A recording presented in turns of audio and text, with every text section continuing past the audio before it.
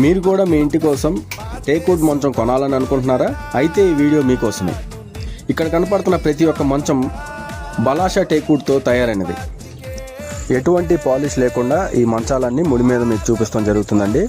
మీ ఇంటికి ఎటువంటి ఫర్నిచర్ కావాలన్నా కూడా మమ్మల్ని సంప్రదించగలరు.